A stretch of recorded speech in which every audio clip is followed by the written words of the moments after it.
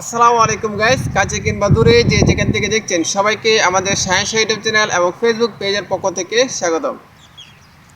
সুলতানাত Oman, এই ওমানের ইতিহাস অনেক প্রাচীন ইতিহাস। তবে এই সুলতানাত ওমানের রাজত্বকালে যদি আমরা দেখি তাহলে সুলতান কাবুজের পিতা থেকে শুরু হয়। অর্থাৎ এখানে সুলতান কাবুজের পূর্বে কিন্তু অনেক শাসকরা কিন্তু এখানে আসছে, শাসন করছে। তবে ওমানের রাজত্ব হিসেবে আপনার যে সুলতানাত ওমান, সুলতানদের রাজত্বকালের কথা যদি আমরা বলি তাহলে দেখা যায় যে সুলতান কাবুজের পিতা হলো আপনার সুলতান বিন তাইমুর। সুলতান বিন তাইমুর তিনি যে এই রাজত্বকালটাকে মানে পুরো পরিপূর্ণভাবে যখন রাজত্ব হাতে নেয় তখন কিন্তু একটা যুদ্ধ করেন। এই যুদ্ধের ক্ষেত্রে ইমাম গালিবকে তিনি পরাজিত করেই কিন্তু এই ওমান রাষ্ট্রের তিনি প্রতিষ্ঠিত করেন।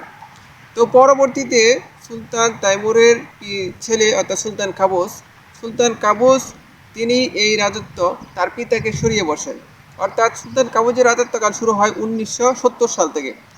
1970 সালে এই সুলতানাত ওমানের ইতিহাস ঘাটলে দেখা যায় যে কেবল 10 কিলোমিটার পাকা রাস্তা ছিল। আর স্কুল কলেজ বলতে গেলে শুধু 3টা স্কুল ছিল। এখানে না ছিল কোনো উন্নত মানের ইউনিভার্সিটি, না ছিল কোনো আপনার চিকিৎসার জন্য কোনো উন্নত মানের মেডিকেল। তো এই যে একটা পরিস্থিতি ছিল, এরকম একটা দেশকে সুলতান কাবুস এখন যে বর্তমান যে আমরা দেখতেছি যে পরিবেশ, যেই উন্নয়ন, সবগুলোর পেছনে মূল যিনি যার অবদান সবথেকে বেশি তিনি হলেন সুলতান কাবুস। সুলতান কাবুস যখন সিংহাসনে বসেন পরবর্তী সময়ে তিনি কিন্তু শিক্ষার দিকে নজর দেন। তারপরে এই দেশকে কীভাবে উন্নয়ন করা যায় অর্থনৈতিক দিক থেকে, সেক্ষেত্রে তিনি তেল সম্পদ যে আছে সেটার দিকে নজর দেন। তিনি তেল বিশ্ববাজারে ছড়িয়ে দেন এবং বিশ্বের উন্নত দেশগুলোর সাথে তিনি বন্ধুত্ব সুলভ সম্পর্ক গড়ে তোলেন। এভাবেই কিন্তু পর্যায়ক্রমে দেশকে শূন্য থেকে এখন সুপারে পর্যায়ে নিয়ে আসছে। অর্থাৎ সর্বোচ্চ পর্যায়ে নিয়ে আসার পিছনে যে মূল অবদান সেটা হলো সুলতান কাবুস। পরবর্তীতে আমরা দেখি যে সুলতান কাবুস তিনি কিন্তু অনেক 50 বছর প্রায় রাজত্বকাল করেন। তো 50 বছর পর ওনার ছেলে সন্তান না থাকার কারণে ওনার চাচাতো ভাই সুলতান সাইদ সুলতান হাইতেম বিন সাইদ যিনি কিনা এই রাজত্ব তিনি হাতে নেন। তো এখন কথা হলো যে সুলতান হাইতেমের পরবর্তী সময়ে কি এই রাজত্বকাল মানে বহন করবে। তো এই বিষয়ে যদি আমরা আসি তাহলে এখানে কথা হলো যে এই সুলতানাত ওমানের নিয়ম হলো গিয়ে আপনার যে রাজার ছেলে রাজা, সুলতানের ছেলে সুলতান হবে।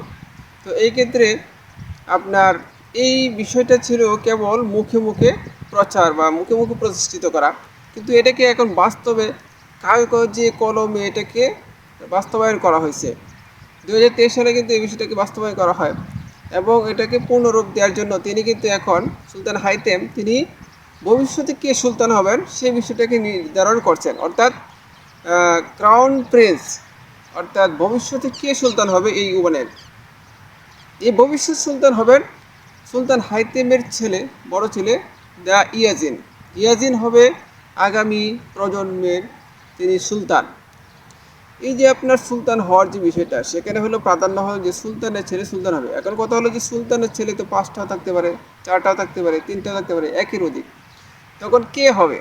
এখানে আপনার যে আইনটা করা হয়েছে সেই আইন অনুযায়ী সুলতান হবে কি আপনার প্রথম ছেলে।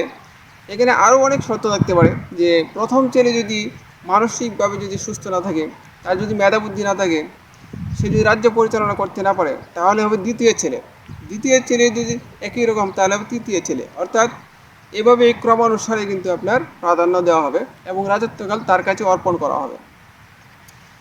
তো এই ছিল আজকের মতো ভিডিও। ফিরবো আবারও নতুন কোনো বিষয় নিয়ে। সে পর্যন্ত ভালো থাকুন, সুস্থ থাকুন। আল্লাহ হাফেজ।